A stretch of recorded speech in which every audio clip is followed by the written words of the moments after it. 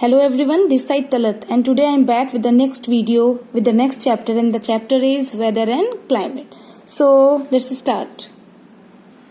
So this is the chapter is about weather and climate. इसमें हम weather और climate को इसके elements को पढ़ने वाले हैं.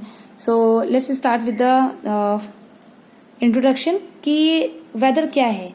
वेदर जो आज हम जानते हैं वो वेदर को रडार और सैटेलाइट्स के थ्रू जानते हैं. इससे ज़्यादा जो पहले के लोग थे जिनके जब उनके पास रडार और सैटेलाइट्स नहीं थे तब भी वो जानना चाहते थे that what weather is, weather है क्या. और थाउजेंड्स ऑफ ईयर्स तक, हजारों सालों तक उन्होंने वेदर को ऑब्जर्व किया और वेदर को प्रेडिक्ट करने की कोशिश की, बताना चाहा कि वेदर क्या होता है.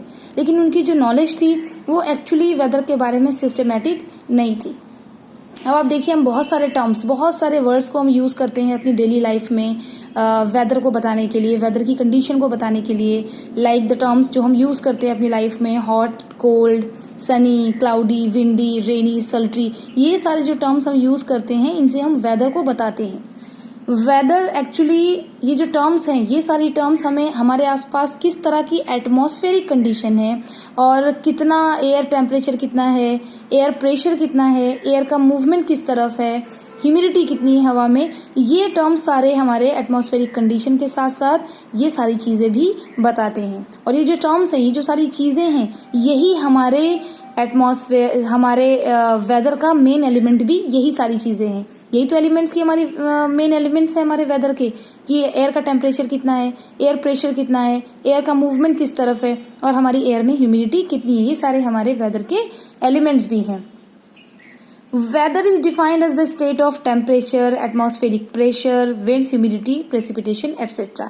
Actually weather है क्या? Weather हमें बताता है कि टेम्परेचर कितना है हमारे आसपास, हमारी हवाओं में एटमॉस्फेरिक प्रेशर क्या है, हवाओं के बारे में, ह्यूमिडिटी के बारे में और प्रेसिपिटेशन के बारे में हमें वेदर बताता है.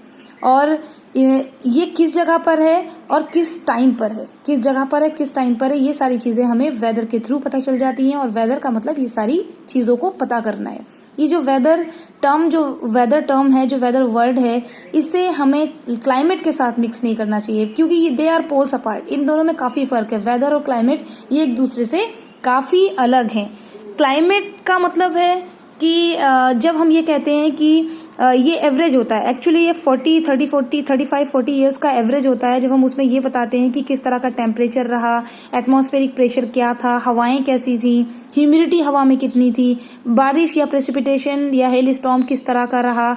और जब ऐसा हम बताते हैं कि ये किस जगह पर रहा और कितने टाइम तक रहा, तो ये 35-40 ईयर्स का होता है. कितने टाइम तक रहा, तो ये वेदर क्या होता है, एक्चुअली बहुत कम देर के लिए होता है, बहुत कम टाइम के लिए होता है. एक दिन में कई बार चेंज भी हो सकता है. मॉर्निंग में अगर विंडी रहा हो तो इवनिंग तक हो सकता है क्लाउडी या रेनी या सल्ट्री हो जाए या सनी भी हो जाए. तो ये दिन में कई बार ये वेदर में चेंजेस आते हैं. लेकिन क्लाइमेट क्या है, एक्चुअली क्लाइमेट ना तो एक दिन में बदलता है ना ही किसी एक एरिया को कवर करता है. लाइक आपके स्कूल से घर तक बहुत सारे वेदर आपको देखने को मिल सकते हैं. आपके घर में रेनी हो, आपके स्कूल में सनी हो, रास्ते में कुछ और हो. तो जब ऐसा होता है, हो सकता है रेनी स्कूल में हो पर आपके घर पर ना हो सकता है सनी घर पर हो पर स्कूल में सनी ना हो. तो जब इस तरह का दिखने को मिलता है, और ये जो रेनी और सनी की मैं बात कर रही हूँ, ये कुछ ही देर तक रहते हैं, ये ज्यादा लंबे टाइम तक भी नहीं रहते. लेकिन जब मैं क्लाइमेट की बात कर रही हूँ, तो जो आपके पेरेंट्स ने एक्सपीरियंस किया था क्लाइमेट, कि इस टाइम पर विंटर सीजन आएगा, 3-4 मंथ्स के लिए रहेगा, फिर स्प्रिंग आएगा, फिर ऑटम आएगा, और रेनी आएगा, समर आएगा, फिर रेनी आएगा. तो ये लंबे टाइम तक रहने वाले हैं और एक लंबे एरिया को भी कवर करते हैं. तो इसमें हम टेम्परेचर, एटमॉस्फेरिक प्रेशर, विंड्स और ये सारी चीजों को हम बताते हैं. तो ये एवरेज वेदर कंडीशन होती हैं और कितने एक लंबे एरिया को कवर करती हैं और 35-40 ईयर्स के लिए भी होती है. मीन्स अगर मैं नॉर्थ इंडिया की बात करूं तो दिल्ली और दिल्ली के आसपास के जो एरियाज हैं उन सब जगह पर एक ही तरह का क्लाइमेट होगा. ऐसा नहीं है कि दिल्ली में वेदर का तो ये है कि स्कूल से घर तक बदल सकता है, लेकिन क्लाइमेट ऐसा नहीं होता. क्लाइमेट में ये एक लंबे एरिया को, large area for a period of about 35-40 years, यानी एक लार्ज एरिया को कवर करता है और एक लंबे टाइम के लिए भी एक्सपीरियंस किया जाता है. जो आपके पेरेंट्स ने किया वही आप कर रहे हैं और वही आने वाले टाइम में अपनी जनरेशंस को भी बताएंगे कि इस तरह का क्लाइमेट होता है. So now I have cleared about whether and climate कि वेदर क्या है और क्लाइमेट क्या है. वेदर एक दिन में कई बार चेंज हो जाने वाली चीज है और क्लाइमेट एक दिन में चेंज नहीं होता, लंबे टाइम लंबे एरिया तक रहता है और ये 35 to 40 ईयर्स का एक एवरेज होता है. जितने भी वेदर के एलिमेंट्स हैं उनकी कंडीशन में चेंजेस होते रहते हैं और ये चेंजेस किसी भी जगह पर हो सकते हैं और किसी भी टाइम पर हो सकते हैं. तो वेदर का जो चेंजेस है, वेदर में होने वाले जो चेंजेस हैं, दैट इज फेनोमेनन, वो कॉन्टिन्यूअस फेनोमेनन है, हमेशा चेंज होते रहते हैं. लेकिन climate of a place remains more और less the same year after year. और जो क्लाइमेट है किसी जगह का वो एक साल से अगले साल में बहुत थोड़ा सा फर्क आ सकता है, ये चेंज नहीं होता. मैं ये नहीं कह सकती कि दिसंबर में इस बार समर्स होंगी, गर्मियां होंगी नॉर्थ इंडिया में, या मैं ये कहूँ कि समर्स जून में इस बार हमारे वहां पर टेम्परेचर 13 डिग्री हो जाएगा. तो ये चेंजेस नहीं होते.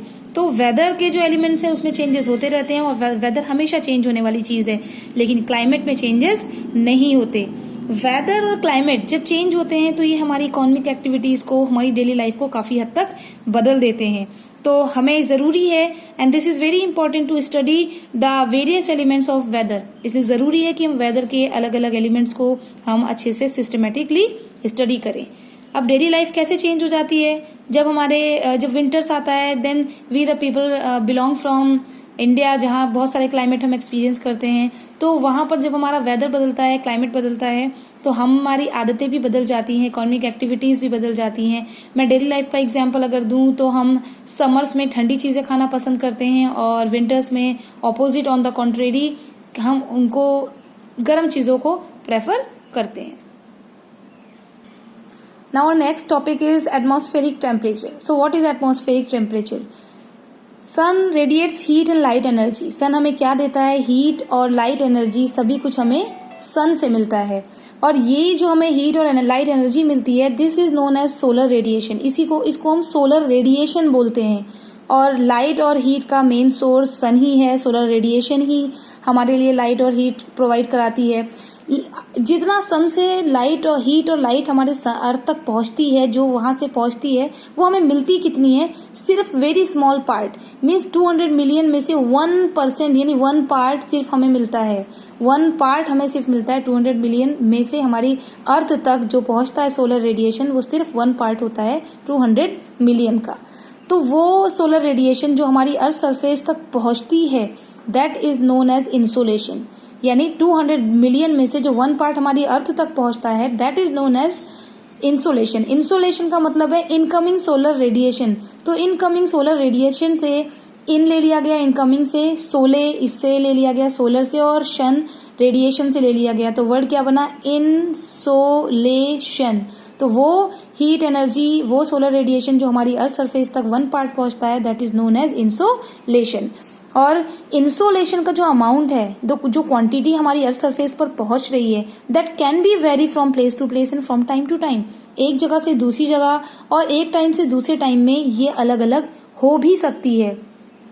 सबसे ज्यादा जो सोलर रेडिएशन हमारी अर्थ एब्जॉर्ब करती है, अपने अंदर ले लेती है, that is done at the day time. Day time में, दिन के टाइम में हमारी अर्थ सबसे ज्यादा सोलर रेडिएशन को अपने अंदर एब्जॉर्ब कर लेती है. और वो जो एब्जॉर्प्शन होता है, वो रात के टाइम उसी हीट को जो दिन में अर्थ ने एब्जॉर्ब किया था, उसे वो रात में हमें वापस दे देती है. सो इस तरह से हमारी अर्थ सरफेस पर टेम्परेचर मेंटेन रहता है, रात में बहुत ठंडा नहीं होता. तो जब रात में ये टेम्परेचर, ये हीट हमारी अर्थ में वापस करती है, that process is known as, that time is known as terrestrial radiation. यानी वो जो प्रोसेस है, वो रेडिएशन जो हमें मिल रही है वापस, that is known as terrestrial radiation. So this is about today's video, and in next video we will meet with the next topic, and that will be, I think, distribution of atmospheric pressure. Till then, take care and bye bye, and do keep watching my video. Thank you.